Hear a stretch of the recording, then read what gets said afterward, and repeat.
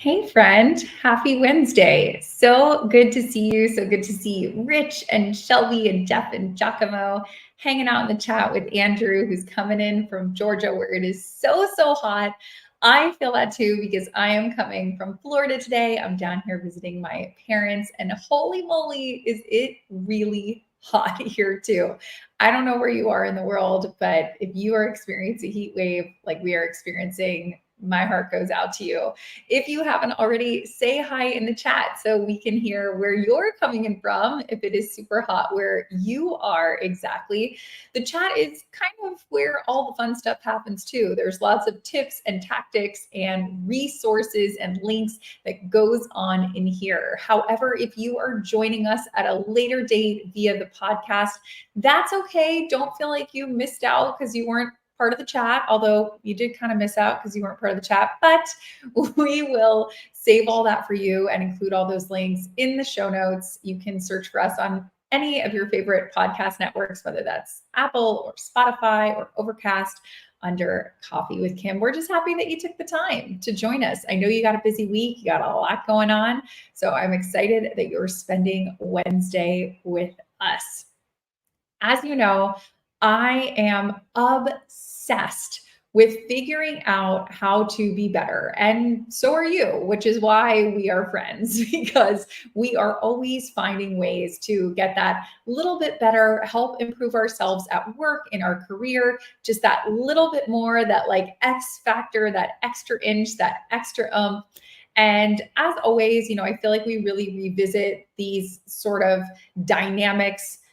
Honestly, for me, like twofold. December, obviously, when we're like wrapping up the year and what went well and what didn't. And then obviously January, when everyone's like resolutions or goals or whatever. But I like to add another sort of block in there. And that is come right now, which is like end of June, early July, because we are halfway through the year. So I like to look at this time to really say, like, okay, like, where am I in terms of my goals for the year, or where can I be for the back half of the year, and what does that look like, and how can I continue to improve, continue to get that little bit better, even though, yeah, half the year is over, and it might be that my goals aren't going to hit this year.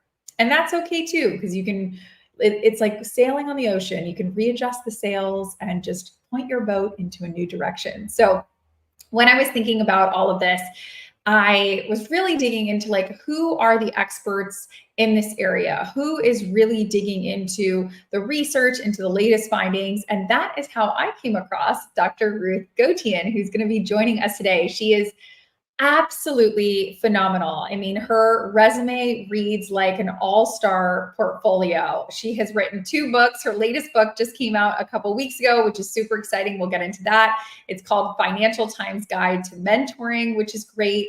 She is a chief learning officer and associate professor of education. She's an expert when it comes to mentorship and leader development. And she is literally a social scientist who has studied high performing achievers. You can think like Nobel Prize winners, Olympians, astronauts, NBA championship winners, like just the people who are at the top of their game. And also, like, I honestly wanted to nerd out a little bit as well, because I don't know if you, like me, are super into the Olympics. I love the Olympics. Don't even ask me what all the sports are. I'm like, oh, the free diving off of the second platform. No idea. I love it. I'm watching it. I'm rooting for people. I have like favorites and then people I don't like. Even though I literally did not know who these people were 2 weeks ago. So I'm very into that. So then when I learned that Ruth was also studying Olympians, I was like, oh, Olympians, like, I love these Olympians. So maybe you are like me and also geeking out a little bit on the Olympics and the trials if you're watching any of those. But I just feel like really sinking into the science backing how we can get better. And again, not only selfishly, how we can get better, but how we can make our team better around us. So how do we make, what is it? A rising tide lifts all ships. We want everybody around us to get better. We want the people that we're mentoring to get better. We want the people who we're working alongside with to get better. And, how can we be that rising tide for all of these different people. Oh, good. I'm glad that Liz is like, I'm also really into the Olympics too, because, and John and Jeff, because I'm like, oh, good. Like, I'm not the only one who's like geeking out on all things Olympics. But anyways, so I'm super excited for today. I also want you to know that I am going to be a really good sharer. I promise, promise, promise. So if you have questions, if you have comments, if you're like, oh my gosh, I want to geek out and ask Ruth that as well, that is what the chat is for. This is not one of those sessions where you have to like wait till the end to ask all your questions. No, we're super chill around here. If you have questions, if you have comments, if you're like, I want another example, like, can you follow up with this question? Boom, the chat is where it's at. So I promise to share. I will not be selfish and just ask all my questions, although I easily could. I won't do that. I will be a good sharer today. But please, wherever you are in the world, help me welcome Ruth to coffee with us. Hello. Did you see me cracking up in the background? I too am obsessed with the Olympics. I think I scheduled my maternity leave around them. I just think they're so fun, and it's such a dynamic look into, I mean, obviously you study it day in and day out, but like these people are they're like aliens. They're like X Factor, the amount of grit, the amount of dedication, 4 years, probably more than that, of your life dedicated to like this one sliver of a moment. I mean, it's crazy. It's going to be seconds. Seconds. I know. But you know I what? can't It's all imagine. learnable. All learnable. Yeah. Okay. So let's dig in. Let's talk about this. So I'm curious, what are some of those learnable like X factors that you've seen that also just like impresses you, or that you were kind of shocked by? Yeah. Well, I'll give you the backstory. So I was never buying into the whole idea that if you wake up at 5 a.m. or you make your bed before you do anything else, or if you read for 5 hours a day, you're going to be successful. Because if that was the case, we could all do it. A, it's not sustainable. B, if you're a night owl and you're not going to bed till 2, 3 a.m., how in the world are you going to wake up at 5 a.m. and be productive and efficient? Not going to happen.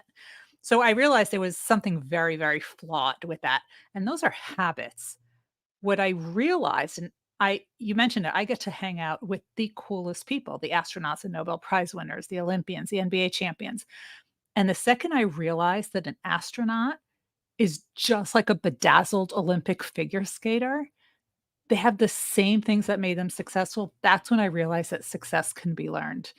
And what I realized was that they all have 4 mindsets in common. And this is what we can all do, right? If we want to improve our success. So, you guys ready for the 4? We're diving right in. Yes. Okay. Yes. Okay. So, the first one, if you ever had something that you're always thinking about, it's this fire in your belly. You wake up in the morning, you can't wait to get started on it. You're going to sleep, you can't quiet your mind. It's constantly racing about this one thing, right? This is what you were put on this earth to do. That is what we call in adult learning intrinsic motivation. It comes from within. Nobody needs to push you to do it. You want to do it. It's not about the awards, rewards, promotions, bonuses, gold medals. That's called extrinsic motivation. And extrinsic motivation is when other people are judging you. And if other people are judging you, you can't hold on to that. That's not maintainable or sustainable. So you need to find something that comes from within. That this is what you need to do, right? You find it fun and challenging all at the same time. So that's the first one. Tap into that intrinsic motivation. You ready for number 2? Okay. Number 2, you heard of grit, resilience, strong work ethic, all of that. So true. 100%. You can have all the talent in the world, but if you're binging Netflix, you're not going to get very far. What really sets these people apart is how they approach challenges. So think about this. Why is it that so many of us during COVID, some of us were writing books and doing courses and figuring out how to get things to the next level, and other people were stuck on the couch, right? So how is it that you approach challenges? We were talking about the Olympics. The Olympics were postponed for a year because of COVID, remember? It was Yeah. actually supposed to be in 2020. I don't know of a single Olympian who quit because it was deferred for 1 year. They couldn't go to the Right. gym. They couldn't meet with their coaches. They couldn't meet with their nutritionist, but they found a way to continue doing it. Now, I share in the book, The Success Factor, the story of Dr. Peggy Whitson. She was a biochemist who worked at NASA. She had a dream of becoming an astronaut. Now, not everyone who works at NASA is an astronaut, and she would see them coming and going. She always wanted to be one. She applied and was rejected. She applied again and was rejected. She applied again and was rejected. This went on and on for 10 years. Now, I don't know how many people listening here would apply for the same job for a decade if they didn't get it. Not me. Well, she Yeah. applied. She ultimately got it. She became an astronaut. She spent more days in space than any American astronaut. She became the commander of the International Space Station, a role she held twice, and ultimately went on to become NASA's chief astronaut. So I asked her, I said, but why did you continue applying? This makes no sense. And she said, Ruth, the question was never if I was going to become an astronaut. I knew that I would. The question was how. What is the strategy I haven't thought of yet? That puts you in the driver's seat. So that second element of success is how you're approaching those challenges, how you're putting yourself in that driver's seat. So intrinsic motivation and how you approach challenges. Got those two? Yeah. Ready for 3? Yeah. Okay. You heard, we've been talking about sports, so let's continue. Kobe Bryant used to wake up at 4 a.m. and do the layups in the gym, right? What he was doing, those are the same drills that you would see in any 6th, 7th grade gym. Exactly the same. Because the high achievers never forget, they never rest on their laurels. They never forget the basic things that made them successful. So I share in the book, The Success Factor, the story of Neil Katyal. He's a lawyer. He has argued over 50 cases before the Supreme Court of the United States, more than any other minority lawyer. 50 is a lot. Most lawyers don't do one. And I said, Neil, how do you prepare for these cases? And he said, Ruth, I've been doing the same thing for every single one of the cases. The first thing is I prepare a binder. It has the answer to every possible question I might get asked. I write it, prepare it, bring it to the courtroom. The second thing is I hold multiple moot courts. These are simulated courts where I could refine and practice my arguments. And last but not least, he said, the night before the opening arguments, I go into my kids' room and I share with them as their bedtime story the opening arguments. Because if a child can understand it, the court can understand it. He learned to simplify it. And every single one of those 50 cases, he has done the same type of prep work. He doesn't say, I've done 50. I know the judges. I don't need to do all that much prep work. No, he's still doing it. The Nobel Prize winners are still designing their own experiments. Never rest on your laurels. 3. Well, and I love this Last one. concept of really keeping it simple because I feel like we're all familiar with the Steve Jobs iPhone where he was like, I'm inventing this so that a 5-year-old can use it. And by the way, my nieces constantly teach me things about the phone that I still didn't even know. And I've had the phone for years. Right. And they're like, oh, you didn't know that there was a shortcut to, To do X, Y, and this? Z? And I'm Yes. oh, did not know that. But now thank you for sharing that. That's So I right. love that thought of like really knowing things inside and out and understanding it enough to make it simple. Simple. That's That's right. Because if you can't make it simple and clear, you don't know it well enough. Right? Yeah, so true. So true. Right? So true. All Yeah. right. You ready for that last one? Yes. Last but not least, these high achievers, no matter how much they know and all of the awards that they have gotten, they are continuously learning. They're not going back to school to get another degree, but they are listening to lectures. They are going to workshops, listening to podcasts, to webinars like this one. We're both LinkedIn Learning instructors. They are taking those courses as well. And they are surrounding themselves with a team of mentors, people who believe in them more than they believe in themselves. And trust me when I tell you that high achievers have imposter syndrome, just like the rest of us. And if Nobel Prize winners can surround themselves with mentors, why do the rest of us think that we don't need it? And that was the segue to the new book, Financial Times Guide to Mentoring.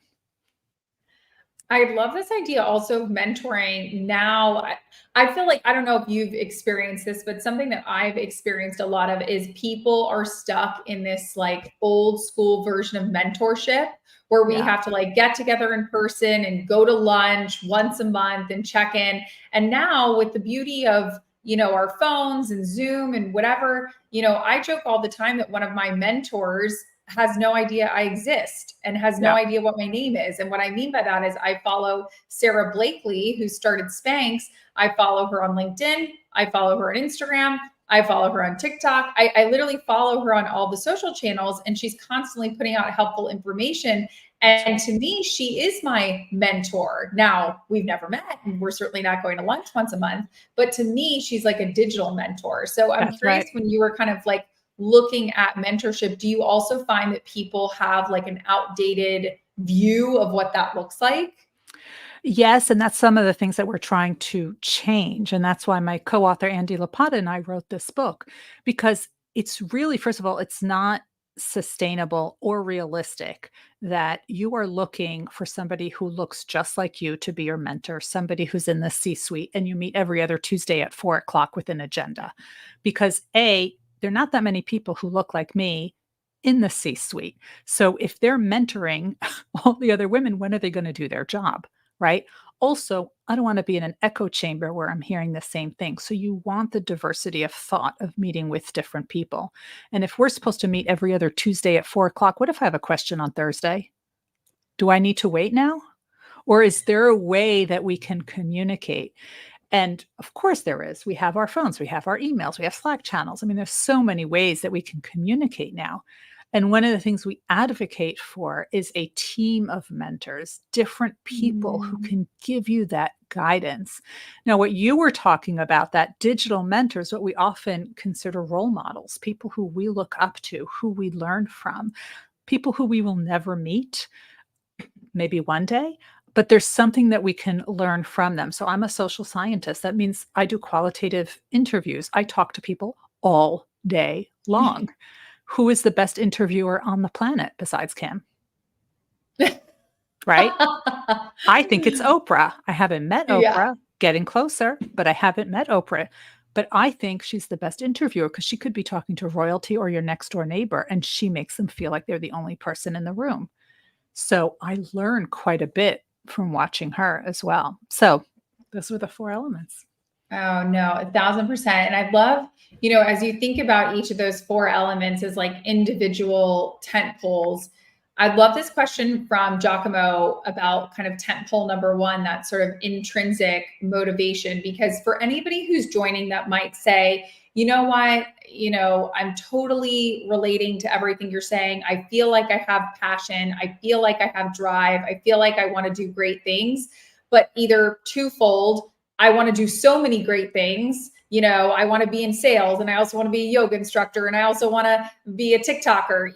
Either you have, I guess, not problem, but obstacle number one is kind of you have too many Yeah. directions that you want to go in. Or likewise, maybe someone who's joining us today or listening later who says, you know what, like I have a lot to give, and I know I have a lot of, gas in the tank, and I want to do something great, but where do I find that spark, or where do I find that thing that's gonna get me really excited? How have you seen people navigate those two situations? Absolutely. So when I work with people, I take them through something called a passion audit. And a passion Mm, audit differentiates between what you're good at and not good at, what you mm. enjoy doing and what you don't enjoy doing. And here's the shocker, you can be good at something and not enjoy it. I'm really good at writing grants. I don't want to write grants. I don't like writing grants. It takes the life out of me, right? But I'm good at it. So you need to learn how to differentiate between them. And really, I start to pull on the string to see, well, what are you good at and you enjoy doing? And this is like, you look forward to it. And there's certain provocative questions that I ask in order to elicit that information. So there is a process to go through. And what I recommend is that people do a passion audit every time they have a change in their life, because we're not the same person at Mm. 40 that we were at 20. Our passions are different, and they should be. So if you change jobs, or have a new partner, or a new child, or a new home, or just went through a pandemic, this is why we saw so many people changing jobs when the pandemic started. It creates this shift. This is when you need to start doing the passion audit to get alignment on what it is you're truly passionate about and want to do, ideally as a career versus something that's just a hobby. And I do have something for everyone who's listening now. If you want to do your own passion audit, I have one on my website that you could download for free. Just go to ruthgotian.com/passion audit, one word, ruthgotian.com/passion audit. That was going to be my next question is like, great, I'm in. How do I do that? Well, So you it's in the answered the book with all the question for me. descriptions, but quick and dirty, No, you could just go to the website. I feel like John has a follow-up that a lot of people might be thinking right now, which is, yes, but that kind of age-old argument, are you born with it? Are you born with that drive? Are you born with, that ability to zone in and focus and, apply for the job for 10 years, but keep getting no and keep getting up? Or is that something that you can learn? I say success can be learned. Look, we have a lot of people with a lot of talent who aren't using it. And we have a lot of people who have the desire but haven't found what they're truly talented in. And I think we each have a superpower. And you have to find out what that superpower is, right? I talked to my brother. Nobody can find better airline deals than my brother. That is his superpower. You need an airline deal, you reach out to my brother. But that is his right, that's his superpower, and he actually likes that charge of looking for things where I get very stressed out. I just go to one airline, just like, "Get me there," right? So, that's what you have to think about in order to figure out. I think 1, 2, and 3 totally can be learned, 100%. Yeah, I definitely think some part of it is kind of nature versus nurture. Like I'm totally with you. I just want to go on the website and book my ticket and get there. My husband will spend hours looking at if I sign up for this credit card and get 10,000 bonus Yep. points, and then I can apply the 10,000 bonus points to United, and uh, I don't have hours patience for that. like figuring out the miles and how many miles it takes. And I'm like, you lost me. Here's my 200 No. bucks. Just get me to Florida. That's it. That's it. I'm done. But you can totally figure out what it is that you're so good at and then just apply it. And once you find out, you can't be stopped. That's what's so incredible about it. You cannot be stopped once you figure it out. No, I totally agree. I feel like it's really just about like honing in on whatever that is for you. And I love this kind of juicy question from Jeff as well, which is how do you look at or how do you approach this concept of safety versus freedom? So being Mm. able to say, like, okay, I'm taking on this new challenge or I'm going after this new thing, but I don't know. I think that probably a lot of us stay within our safe zone or what's comfortable to us. Yeah. So let me tell you the story of somebody who I'm coaching, a two-time Olympic medalist in judo, in Wow. in the heavyweight. Like, he's a big guy. And now he was on Dancing with the Stars in his country. Wow. And graceful, he was not. But Wow. I said, "Have you ever danced before?" "No." But all of a sudden, he was taking yoga classes, Pilates classes, practicing dance moves at home, watching, going to attend professional ballroom dancing competitions to learn everything else, because that same mindset that he took for the Olympics in judo, he took toward dancing as well. And I wasn't surprised that he did that because I knew he would be all in on it because that's just the way they work. One of the people who I interviewed was Scott Hamilton. Scott Hamilton won the gold medal in figure skating, Figure skating. He And was the first one to do a backflip. the first one to do a backflip, yes. And he's a three-time cancer survivor. Now, we had the question before, can it be learned? Most of the people were not born with this. It had to be, they had no advantages, right? I mean, Scott Hamilton basically grew up in the hospital. He was so sick at the beginning. And since he retired from skating, he has dedicated his life to the organization he founded called Scott Cares, which is for the research, treatment, and education of cancer. Because as a cancer survivor, this is his passion. And with the same intensity that he went for the Olympics, that's what he's now pouring into this organization that he founded. So I think they take strategic risks, and they're so used to doing it that I don't know that they could exist without it. Yeah, it's just kind of like, again, using that analogy of like repositioning the boat, like repositioning where you're focusing your time, your attention, your energy, your motivation, your dedication. Yeah. I like this question from Liz as well, for anyone who might be listening or joining us that is, really resonating with a lot of what you're saying in terms of like, okay, if I do this passion assessment and it turns out that I do need to switch jobs, or I do need to switch careers, or you know what, my passion was in sales, but it's not really in sales anymore. Been doing it for 20 years. Don't really want to keep doing sales. For somebody that is kind of, I don't even say late in their career, but maybe midway through their career, how do you coach people, or how do you help people think about what that looks like, or what that change can look like? Because I'm sure for a lot of people, they might say like, well, gosh, I have 20 years in sales. I don't want to, flush it all down the drain because I've had 20 years, but at the same time, it's not bringing me joy, or I'm not finding a passion for it anymore. How do you help people think about that? 100%. And I tell everyone I was patient zero.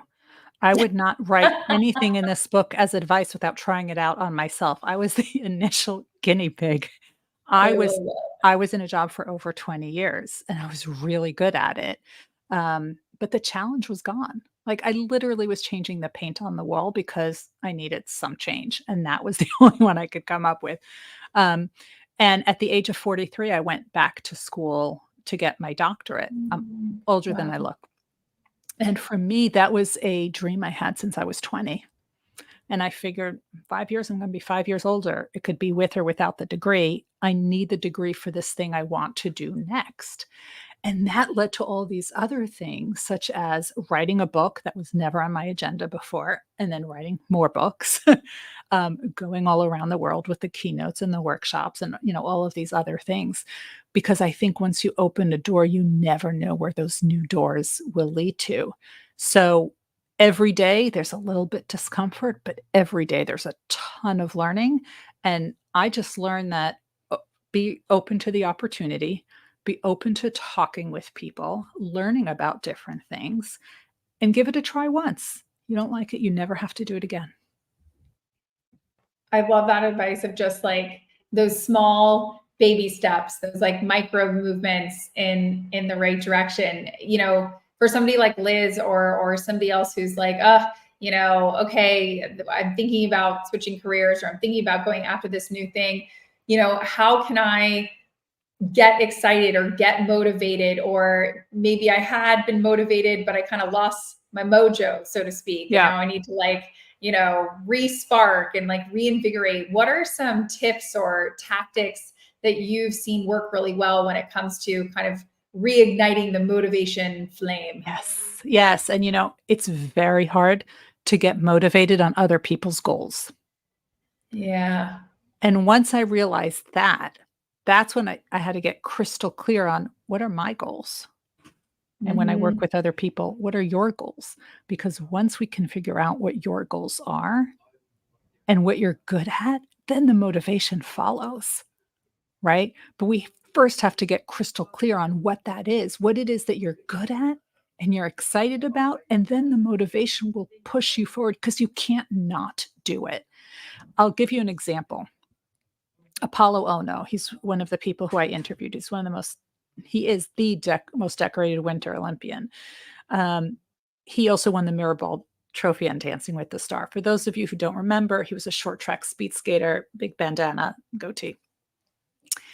And a year or two ago, he went on social media and he laced up his skates and was just circling on the ice. Now, he's retired from skating years ago, but he was just circling on the ice and he went,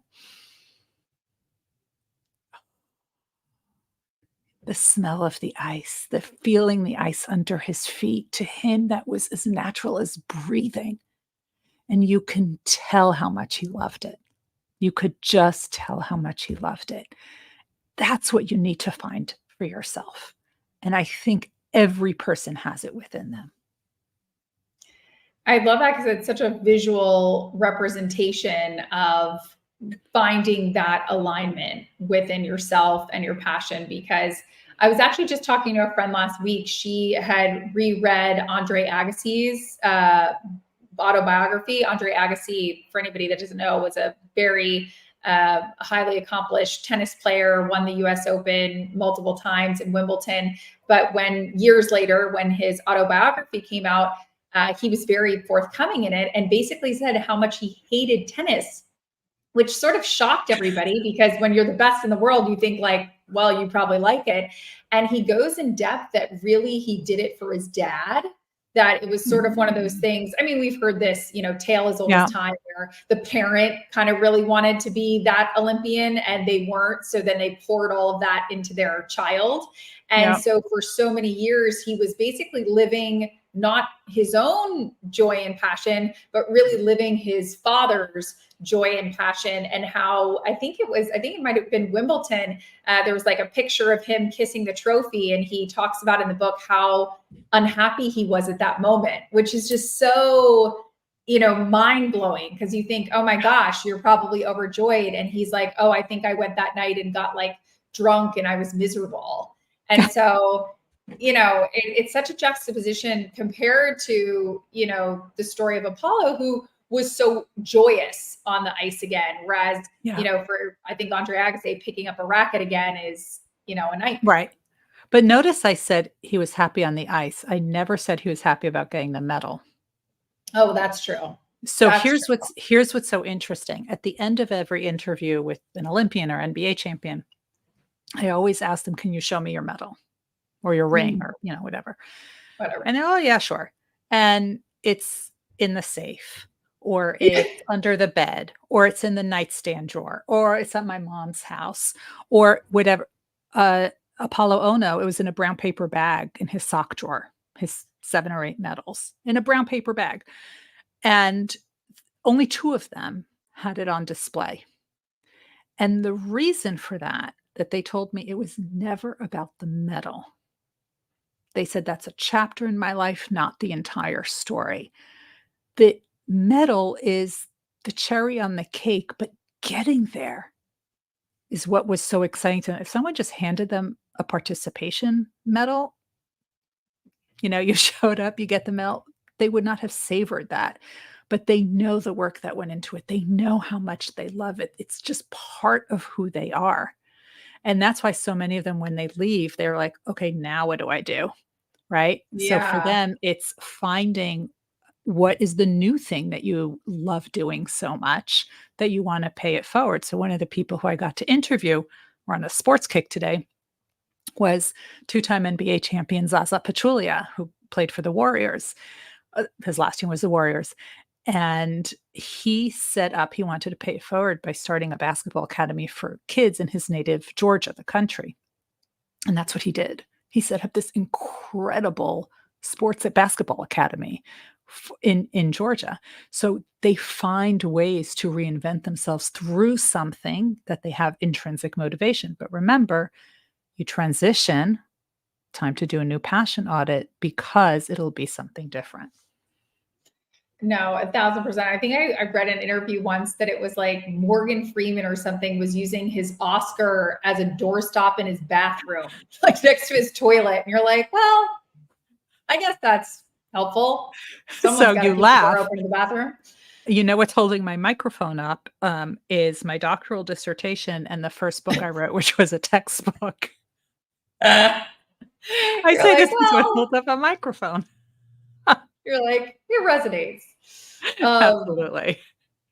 for anyone that also is just has experienced either a lot of failure, kind of going back to your example of the 10 years trying to be an astronaut, or maybe it's just like one big fail, you were Yeah. going after, to get into medical school or something and you got no's across the board. What are some tactics that are really helpful around navigating failure, maybe embracing failure, or just how to accept that it just didn't happen the way you thought it was going to happen? So important. And Amy Edmondson, she wrote the book The Fearless Organization, which is all about psychological safety, and then The Right Kind of Wrong, which is all about failure. And the two of us are always at conferences. We're brought together because she talks about failure and I talk about success. Two sides of the same coin is what we say. The high achievers look at failure as data. Now, if you think about it, let's talk about the Olympics again. Whatever your favorite sport is, as soon as that competition is over, you see them running to their coach because what could I have done better? What should I change? Because if they change the slightest thing, that could mean a difference between getting on the podium and not. And that's why you see people who weren't even in the top three then making it to the podium. It's data. And we need to start thinking like athletes and musicians about failure. Failure is an opportunity for enhancement, it's not a critique. And if you start looking at it that way, that's what feedback is, then you're going to start craving it. And when you start craving it, it's in order to make you better. Failure is part of the process. And usually there are more bad days than good days, right? For the scientists and Nobel Prize winners, their experiments aren't working. Their paper was rejected. Their grant was rejected. For the astronauts, most of them did not make it on their first try when they applied. They had to apply multiple times. For the Olympians, getting to that podium, most don't. Most don't make it to the podium. So, and even those who get anything but gold, right? There's a little disappointment there. But there's always that opportunity of this is data. This is something I need in order to enhance my performance and improve. So that's how we need to look at failure. I love that of just kind of gathering more data points, using more data points. I know earlier you had talked about kind of the data point of just because you wake up at 5 a.m. and read 10 pages and do 10 jumping jacks or, whatever it is, it doesn't mean you're automatically going to like be an Olympian or you're automatically That's going right. to be the CEO. So I'm curious, is there something that you personally do every day that helps you become better, or a habit or a practice that you've incorporated that you feel like has really changed the game in terms of your own life? I have followed these 4 steps, these 4 mindsets to a T. Mm, And not only have I followed them, so the book, The Success Factor, actually has multiple ways you can implement each one because mhm. I will try one way. And then after 3 months, 6 months, 10 days, whatever, I'll get tired of it and I'll need a new way to try it. Or, Kim, what works for you is not going to work for me. So there needs to be this buffet of options. So I definitely try that. And also, my mentoring team has evolved over the years. People who I needed 10 years ago are not the same types of people that I need today. And it's not that I fired them. It's just that we don't talk at the regular cadence, but I've found new people who can now advise me at this stage in my career towards the next one. So I think finding those mentors and following those 4 steps is critical. And I do all of them. And you do all of them. Do you keep any records of this, like, I don't know, journaling or some sort of like, I guess maybe you keep these passion assessments where, I don't know, maybe if you wanted to look at like, oh, what was my assessment 3 years ago? Or do you use Notion? I mean, Asana, like, are you keeping these things digitally? Like I guess, how do you Yeah. organize yourself when it comes to like looking through this? So I track the data on spreadsheets. I Okay. don't track all of the passion audits that I've done, but I look at where I was 5 years ago, 3 years ago now. And I actually have my goals written on a 3 by 3 piece of paper. that big. I love And I that. put it on my computer screen. And every time I get asked to do something, I say, is that going to get me closer or further away from my goal? And if it's Yeah. going to get me closer, yeah, I'll do it. And if it's going to take me further away or distract me, not into it. Not into it. And the other thing is I look at sheer numbers, right? So I'm surrounded by data. So I've been writing articles and I look at how many articles I wrote 5 years ago versus today. I mean, I have hundreds of articles now between HBR and Forbes and all of that. And I enjoy spreading the word.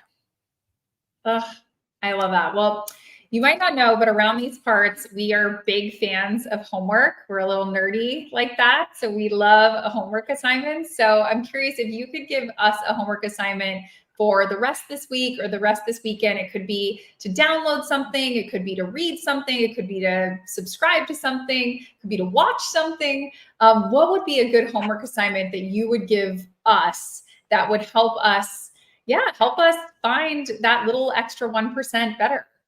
Absolutely. So as an adult educator, I know that people take in and process information differently. So I'm not just going to give you one thing because that's just not going to work for everyone. So I'm going to give you a buffet of options that you can choose what works for you. We talked about the passion audit. Totally look into that. ruthgotian.com/passion audit.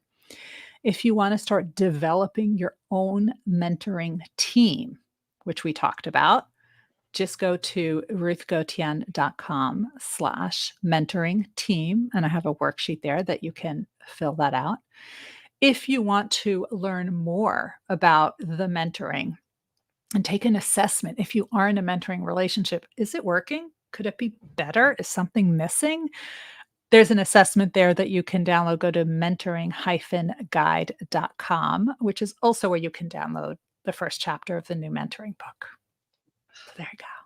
Oh, I and the love LinkedIn that. Learning courses. The LinkedIn Learning courses. How could I forget Yes, that? you have 3 LinkedIn Learning courses for everybody to choose Yes. from. So there's not just one, Yes. there's 3. So there's a buffet of options There's there a as well. You buffet can of options. You just put my name in LinkedIn Learning and they'll pop up. it's a choose your own adventure. There you go. Totally. Where if people wanted to keep learning from you, keep absorbing all of your goodness, is there a specific social media site that you spend more time on or less time on, or where's the best place for people to follow up with you? Absolutely. If you just go to LinkedIn and just look for me there, Ruth Gotian, Gotian, you will see all sorts of things. You will see articles that I've written that have action steps for you to take, interviews with some of these incredible high achievers, and other LinkedIn Lives and podcasts and all sorts of fun stuff. But really, it's there with not a look at me now position, but more of here's some information you might find useful or interesting or something that you can implement immediately. And I post almost every single day, something like that. Well, I love that. And I could not agree with Rich more. Ruth, you're super impressive. We are totally impressed. And I totally agree with Liz. We're bookmarking the website like crazy. There's Aw. templates to download, there's assessments to take, there's books to order. We got a lot of bookmarks Yes. going on. You've got a lot of Oh, amazing content and resources. So I will thank thank on you. behalf of me, but everyone for providing us so many of these resources. This has been incredible. So, Oh, so and do you want helpful. something fun before we close out? Of course. Because we talked about sports. So, anyone here an NBA fan? Like they like basketball? Yeah. Mm, So, Steve Kerr, the coach of the Golden State Warriors and also Team USA in the Olympics, wrote the foreword to my book, Financial Times Guide to Mentoring. And it was so exquisitely done. I didn't change a single word. It was all him. Steve Kerr wrote it. So here is a 9-time NBA champion who's talking about his mentors that he still has. I love that. And also, I love that for a reason that people might find surprising, which is sometimes I find that you can be really smart and brilliant in one area, but you write like a fourth grader. And so there's something nice about he is smart and talented when it comes to basketball, and also apparently is a very eloquent writer. If you didn't have to change anything, that's huge. And a big reader. Yeah. And a big, I mean, okay, this is just a personal question for me before we wrap up. Only because I feel like you consume probably so many interesting books and podcasts and newsletters. Are there any specific books that you're reading right now, or maybe you just finished a book that you really liked, or a podcast that you listen to? I'm curious what's on your phone if we were to start clicking around. There's a lot because I read a lot. My favorite podcast that I've been listening to for well over a decade is called Coaching for Leaders with Dave Stachowiak. And I've had the honor of being a guest on my favorite podcast 3 times, which was surreal. So Coaching for Leaders is one. And the book I'm reading now is called Head and Heart by Kirsten Ferguson, who is a fellow member of the Thinkers 50 community. Thinkers 50 is the top management thinkers in the world. And Kirsten and I are both part of that, which is kind of cool. So that's what I'm reading and that's what I'm listening to. I love it. Well, thank you so, so much. This was unbelievable. We really appreciate you taking the time. Thank you, thank you, thank you. You have been amazing. Thank you for having me. Appreciate it. Bye, everyone. Yay. Well, thank you everybody for joining us. Ruth and I know that you're busy and you have a lot going on too. So we appreciate you taking a few minutes out of your Wednesday to chat with us. I'm so thankful and grateful that you are here. And we're here every single Wednesday at 1 p.m. Eastern. If you are like me and a avid user of your calendar, you can head over to getcoffeewithkim.com and I will send you a little calendar invite, because that is what reminds me of everything from proposals to write to calling my mom. So if you are also a calendar user, you can head over to getcoffeewithkim.com. But it was so good seeing you. Thank you so much. And we'll see you next week. Same time, same place, Wednesdays at 1 p.m. Eastern. Have a good week.